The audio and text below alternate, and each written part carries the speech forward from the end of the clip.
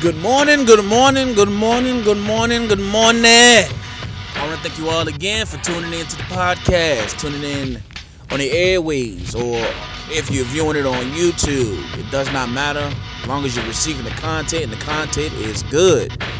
I want to thank you to all the supporters, those who subscribe, those who tune in, again, those who suggest, those who comment. It's all welcome. It's all welcome.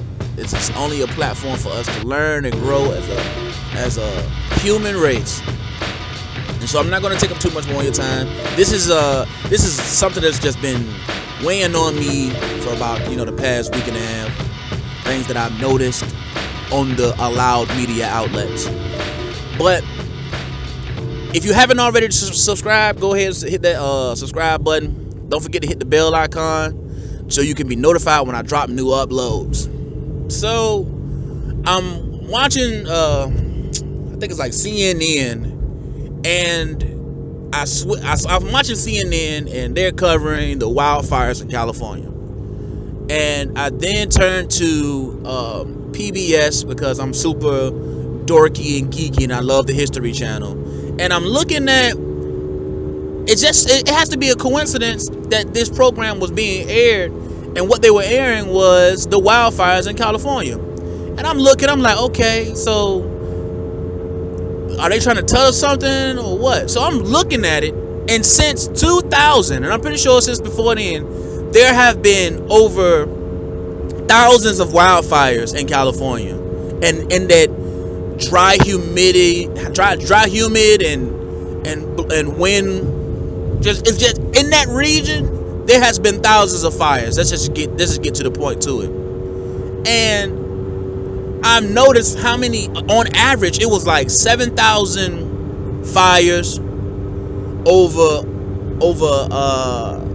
maybe 200,000 acres, just on average.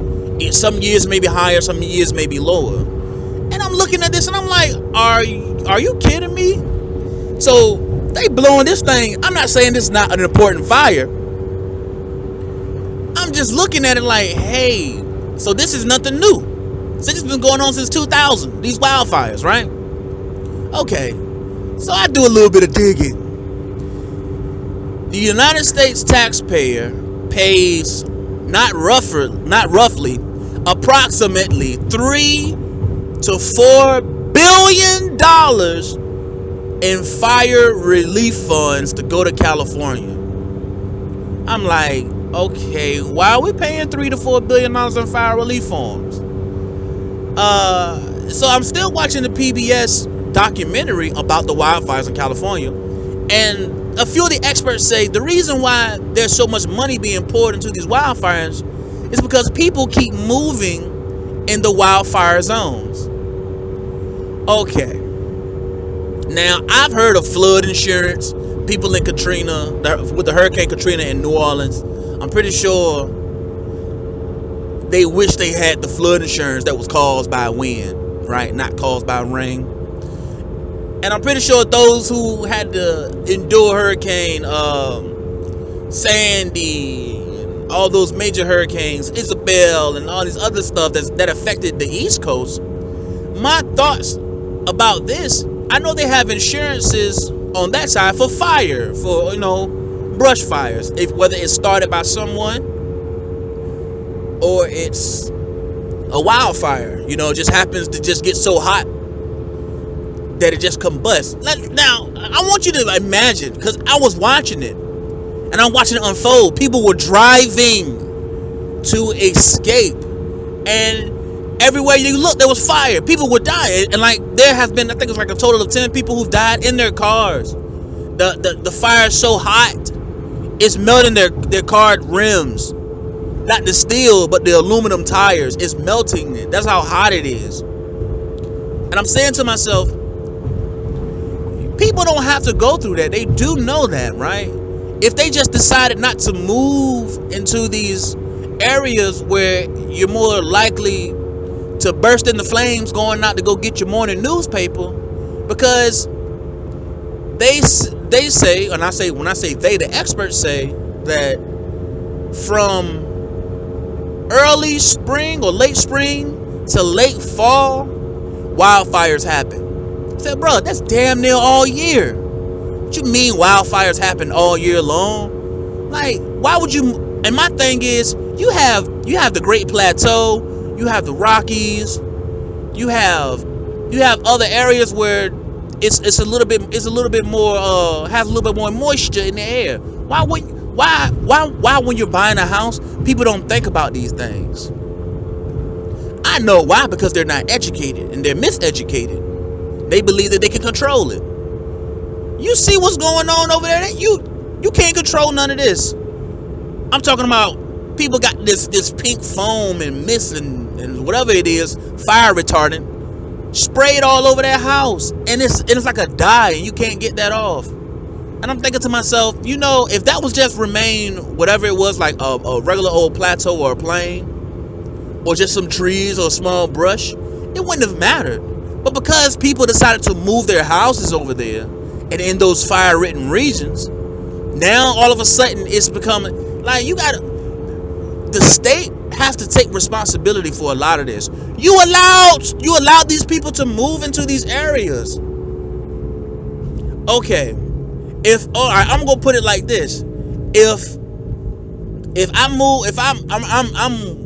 want to buy a house, right? And I want to buy a house in this I don't care where I buy it, but my realtor knows my specifications.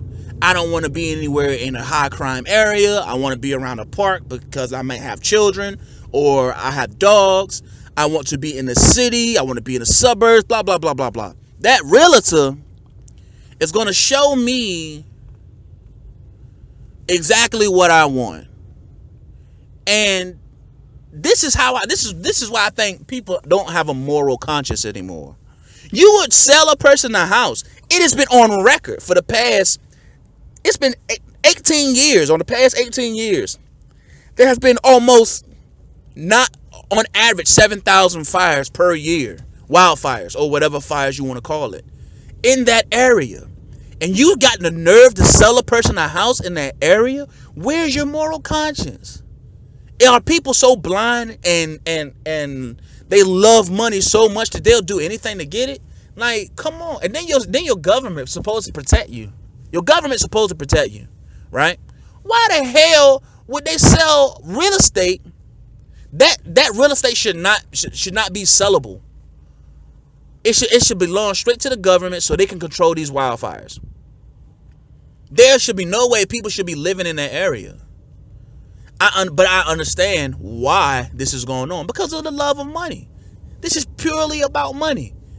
The state gets more money. The more people move into this area, insurance companies get more money because of the people who's moving into these areas. I mean, but the people are losing out because either if they have a decent insurance policy, they can rebuild, right? But look at the mental and the emotional stress they go through.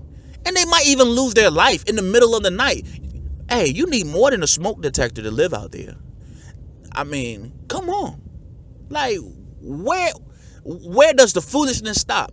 Who's going to speak up and say, hey, you guys don't need to move out here? For the past 18 years, there have been wildfires and people's houses have been burning out here.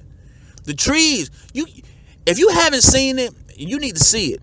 Because it looks bad. To the point that their cars are engulfed. Like somebody threw gasoline on their car and set the junk on fire. And then sometimes you got people inside of those cars who can't get out in time because a tree done fell down in the middle of the road. Now they burn it to a crisp. They're either going to die from the fire or die from the smoke inhalation.